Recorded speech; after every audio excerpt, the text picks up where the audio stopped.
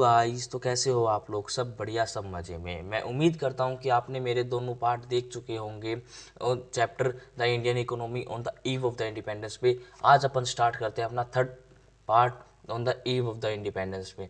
ठीक है, अपन ने इन दो पार्ट में कौन कौन से क्वेश्चन रिवाइज करी है? तो फर्स्ट अपन ने रिवाइज किया है जब ब्रिटिशर गवर्नमेंट रूल करने नहीं आई थी इंडिया में, तो इंडिया की स्थिति कैसी थी। ठीक है, आपने सेकंड क्वेश्चन रिवाइज करा कि जब ब्रिटिशर आने के बाद अपनी इंडिया की स्थिति कैसे हो गई। ठीक है, थर्ड अपन ने किया क्या नाम, एग्रीकल्चर कैसे नेग्लेक्ट हुआ, कैसे बैडली हिट हुआ बाय द ब्रिटिशर। ठीक है, अब अपन आज अपन इस पार्ट में करेंगे एक तो क्या नाम है इंडस्ट्रियल सेक्टर, और दूसरा करेंगे फॉरेन ट्रेड। इंडस्ट्रियल सेक्टर भी बैडली हिट किया था ब्रिटिशरों ने। ठीक है, और जो फॉरेन ट्रेड थी ना, वो पहले बहुत ज़्यादा ग्रोथ में थी, अब वो हो गई डिक्रीज कर दी। अब वो डिक्रीज होगी तो कैसे कैसे किस वजह से डिक्रीज हो गई।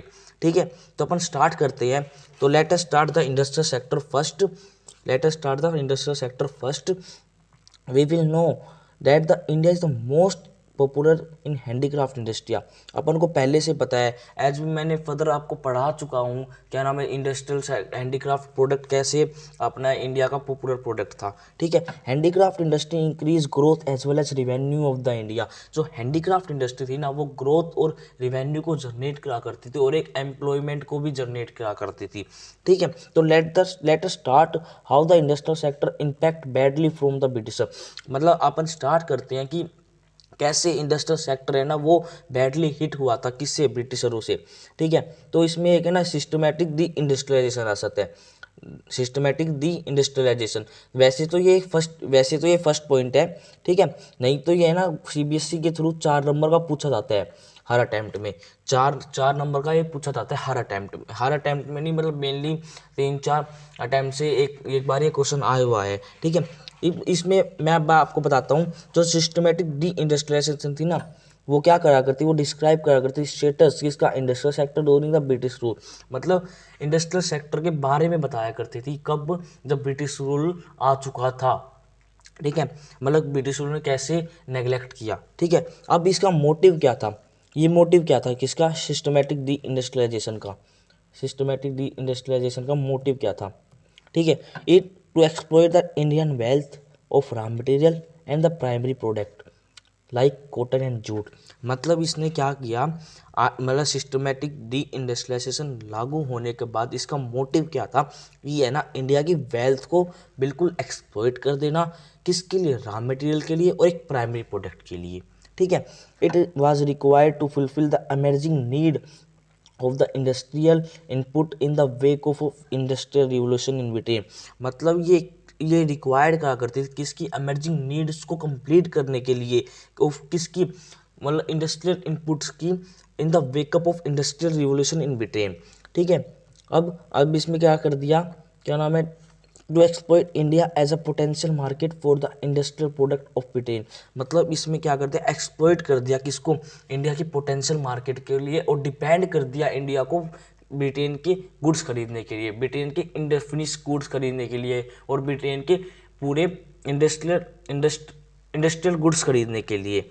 ठीक है, अब सिस्टमेटिक डी इंडस्ट्रियलाइजेशन लीड्स किसको करता था, decline of handicraft industry and the consequent massive unemployment.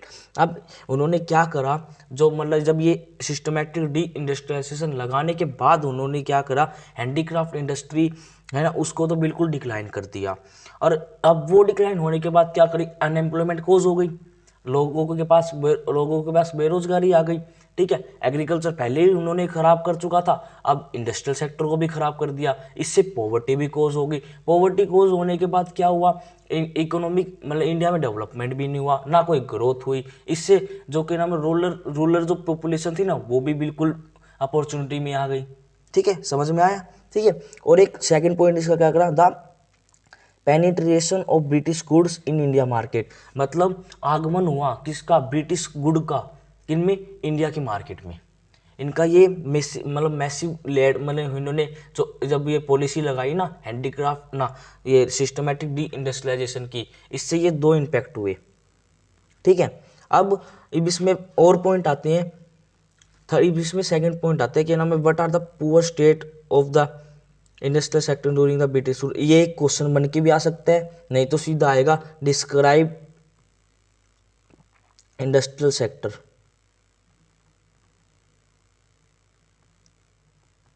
Industrial sector, ठीक है, एट द मतलब on the eve of the independence. तो फर्स्ट पॉइंट तो हो गया क्या, सिस्टमैटिक री इंडस्ट्रियलाइजेशन वाला, ठीक है। सेकंड पॉइंट हो गया decay in handicraft industry, decay in handicraft industry.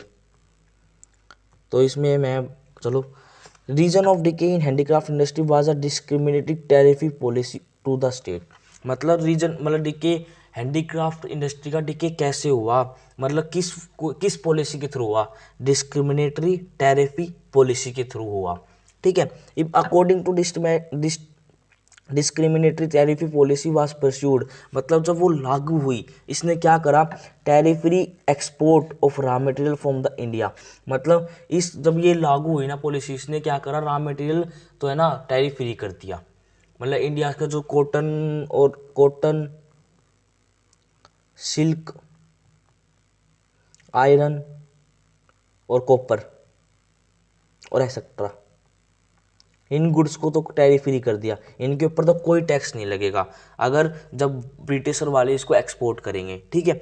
और क्या कर दिया, tariff free import of Britain industrial product into India. और जो वो ब्रिटेन वाले गुड्स बनाया करते थे ना, जो फिनिश गुड बनाया करते थे, उनका टैरिफ फ्री इंपोर्ट कर दिया, मतलब उनके ऊपर कोई भी टैक्स नहीं लगेगा, इन दो टैक्स फ्री कर दिया, ठीक है, उनके ऊपर टैक्स फ्री कर दिया बिल्कुल। किसका, इंडस्ट्रियल प्रोडक्ट, और मतलब प्रोडक्ट मतलब जो ब्रिटिश जो फिनिश गुड्स बनाया करते हैं ना, उसको इंपोर्ट करने के लिए इंडिया के ऊपर बिल्कुल टैक्स फ्री कर दिया, ठीक है।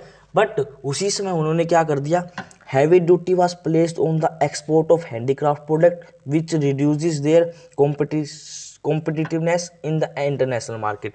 मतलब एक बहुत ज़्यादा हैवी मात्रा में क्या कर दिया, लगा दिया, टैक्स राइज कर दिया, किसके ऊपर, हैंडीक्राफ्ट प्रोडक्ट पे, ठीक है। जिससे क्या करा, रिड्यूस होगी उनकी कॉम्पिटिटिवनेस। मतलब अब एक सामान तो हैंडीक्राफ्ट वाला 500 का था, और वो ही सामान 350 में मतलब जो ये ब्रिटेन वाले दे रहे थे, तो इससे क्या हुआ, इन दोनों के बीच में कंपटीशन था वो जो डिक्रीज हो गया हैंडीक्राफ्ट प्रोडक्ट का, ठीक है, और इंटरनेशनल मार्केट में, ठीक है। अब इसमें और पॉइंट है, when the British products start penetrating in the India market, the Indian handicraft product start losing their domestic as well as foreign market। मतलब जब आगमन होने लगा किसका, ब्रिटिश के फिनिश गुड का, ठीक है, तो उन्होंने क्या कर दी, हैंडीक्राफ्ट जो प्रोडक्ट थे ना, वो अपने start losing their domestic as well as foreign market. मतलब जब बनने लग गए ब्रिटिशर के गुड्स, तो और वो मार्केट में आने लग गए, तो उन्होंने हैंडीक्राफ्ट जो प्रोडक्ट था ना, वो बिल्कुल भी डिस्ट्रॉय, मतलब बिल्कुल भी मतलब कंपटीशन में नहीं था, क्योंकि ये हैंडीक्राफ्ट प्रोडक्ट बहुत ज़्यादा हाई मात्रा में हो गया था, क्योंकि इनके ऊपर हैवी टैक्स लगा दिया था, तो जिससे इनका रेट बहुत ज़्यादा हाई हो गया था, और जो पीपल थे ना, वो जल्दी से बाय नहीं कर सकते थे उनको, क्योंकि ना तो उनके पास कोई एम्प्लॉयमेंट थी, ना उनके पास कोई रिवेन्यू जनरेशन का संसाधन था, ठीक है। इससे क्या हुआ, जो ब्रिटिशर जो गुड थी ना, उनकी डिमांड ज़्यादा होने लगी, ठीक है। अब the handicraft product also face tough competition from the machine made British product which was better in quality and pressure than the Indian product. अब क्या हुआ, जो हैंडीक्राफ्ट प्रोडक्ट था ना, वो क्या करा, टफ कंपटीशन फेस करने लग गया, किसके बीच में, मशीनरी मेड प्रोडक्ट, और क्या नाम है, खुद का हाथ से बनाए हुए प्रोडक्ट के बीच में, ठीक है। विच और जो मशीन जो ब्रिटिश वाले जो गुड्स बनाया करते हैं ना, वो एक बहुत ज़्यादा बढ़िया क्वालिटी थी, और प्रेवेशन देन द इंडियन प्रोडक्ट, मतलब उससे जो इंडियन जो प्रोडक्ट था ना, उससे सस्ता भी था, रीजनेबल भी था। क्या था, रीजनेबल, सस्ता, ठीक है। अब इसमें आता है the pattern of demand in Indian consumer also change. जो जो क्या नाम डिमांड थी ना इंडियन की, वो भी चेंज हो चुकी, more as people under the influence of the British culture to the western lifestyle. मतलब क्या नाम है, जब ज़्यादा से ज़्यादा लोग क्या करने लगे, वेस्टर्न जो ब्रिटिशर कल्चर के ऊपर डिपेंड होने लगे, और है ना उनका खुद ही चेंज हो गया, उनका वेस्टर्न लाइफ मतलब, और उन्होंने अपना लिया क्या, वेस्टर्न लाइफस्टाइल को, ठीक है। अब इसमें थर्ड पॉइंट आता है, ठीक है, bleak national growth of modern industry. ठीक है, अब इसमें थर्ड पॉइंट आता है national growth of modern industry. ठीक है, it was under the British Raj modern industry सा ओनली अ ब्लीक ग्रोथ। मतलब जो ब्रिटिशर राज था ना अपने इंडिया पे, उन्होंने क्या दिखाया, बस ओनली ब्लीक ग्रोथ दिखाई किन्होंने, इंडस्ट्री ने। It was only in the second half of the 19th century that the modern industry so its emergence.